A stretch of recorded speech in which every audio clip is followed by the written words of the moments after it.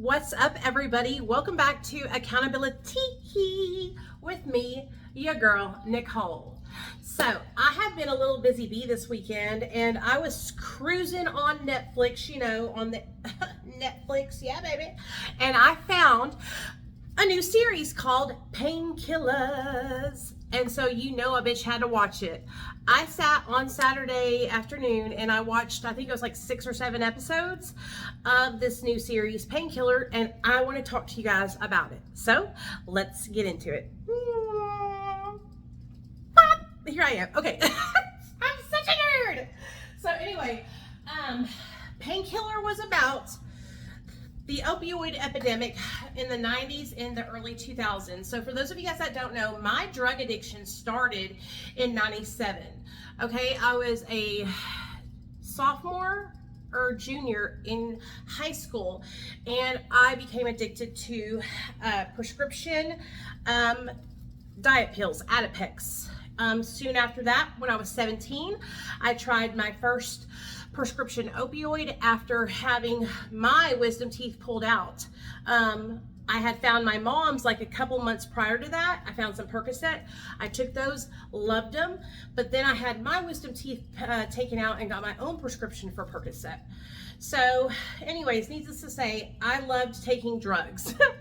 And back in the day, in the 90s, in the 2000s, it was very easy to obtain a prescription for opioids, specifically Oxycontin, Roxicodone, and basically back then you could still doctor shop. So let me explain to you guys what doctor shopping is. Doctor shopping is going to one doctor and getting a prescription for Oxycontin, and then going to another doctor across town and getting another prescription for Oxycontin from him, and then going out of town and getting a prescription from another doctor for Oxycontin, okay? And filling those at all different pharmacies using your insurance on one, paying cash for the others, okay? That's what we would do.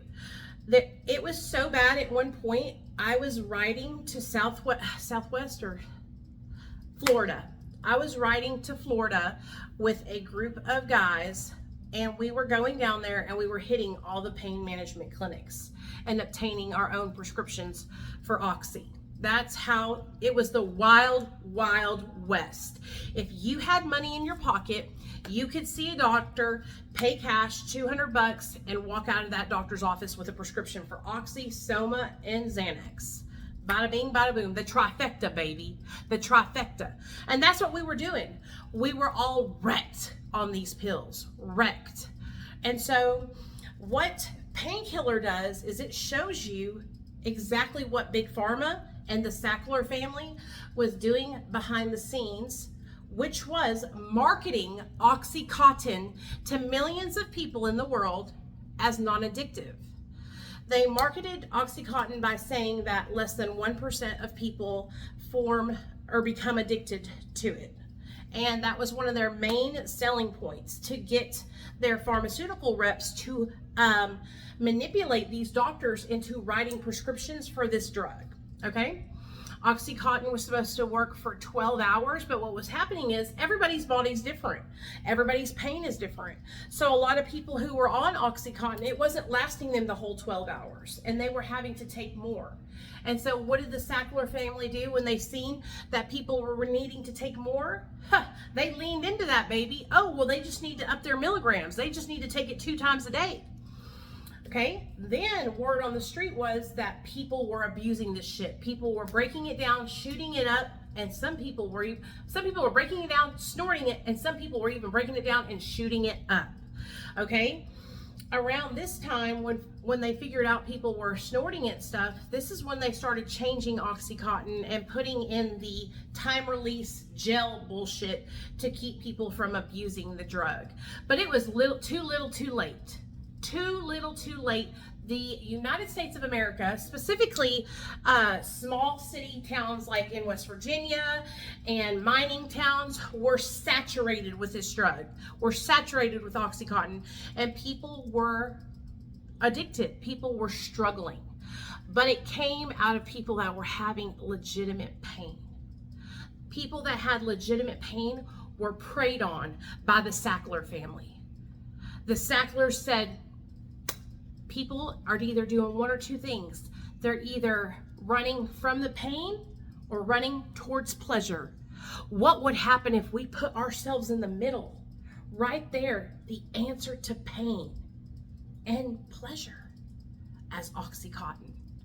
And they made billions off of that drug.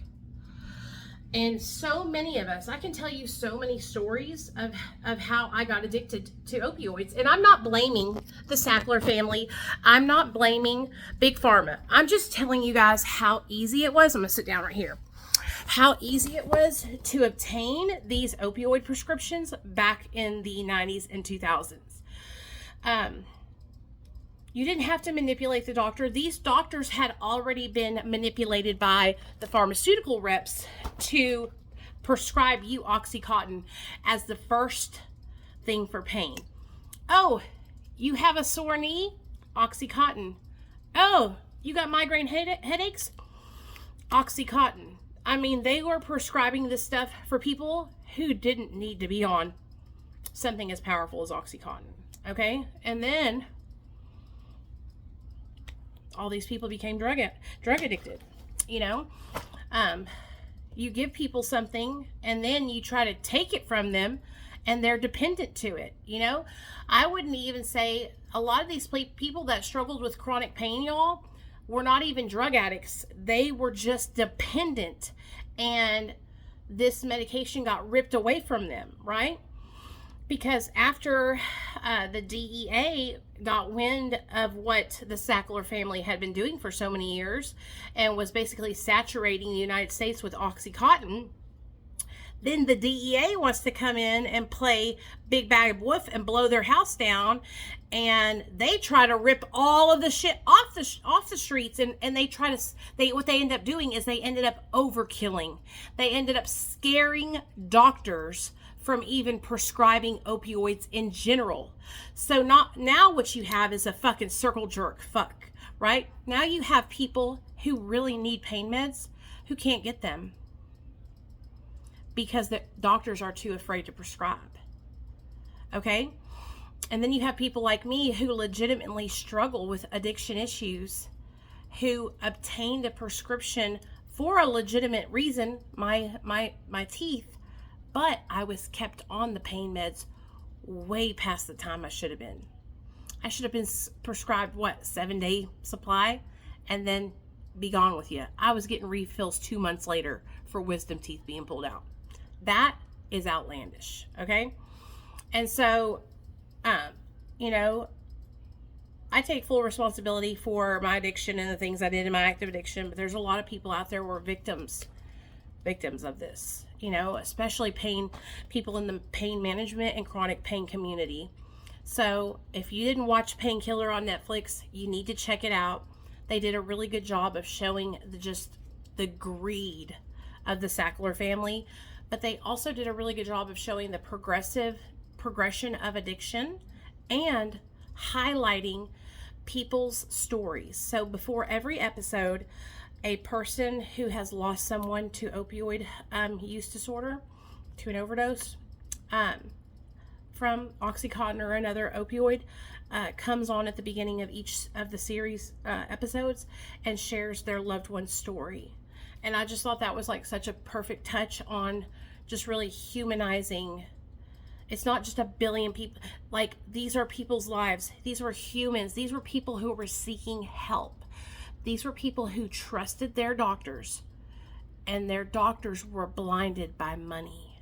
Their doctors were blinded by manipulation from these pharmaceutical reps. And so, you know, every doctor takes an oath to do no harm.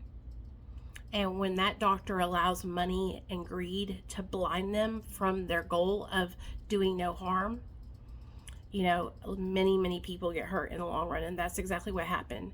And so I really want to encourage you guys, if you haven't watched PainKiller, to go watch it. Let me know if you guys want to hear some story times from my pain doctor shopping days. Put down in the comments if y'all want me to tell y'all a story. And for those of you guys that are part of my Patreon, I hope you're excited because this Friday at 7 p.m. Central Standard Time, we are going to be having a relapse prevention Zoom call. So everybody that's in the $5 tier and up, I'm going to drop the link for the Zoom. No, I already put it in there. It's already in there. Hit the link at 7 p.m. and we are going to go on there and we're going to talk all about coping skills, triggers, how to process everything you can ever imagine that will help you to stay sober and be successful in your recovery. So if you guys haven't joined my Patreon yet, please come over and join. Like I said, it's $5 tier and up for our relapse prevention classes. It'll happen every third Friday of every month. And for the $2 tier and up, we do our movie night, which is the second Friday of every month. And this next Friday in September, we will be watching To the Bone. We just got done watching Trainspotting Friday, and it was so good, and we had the best of time. So if you guys like to hang out with me and do cool stuff like that, join my Patreon, and I'll see you guys on the next video. Oh yeah, and look, this is my new baby that I added to the collection. Isn't she beautiful? She has a little electric blue and purplish pink. So, love y'all.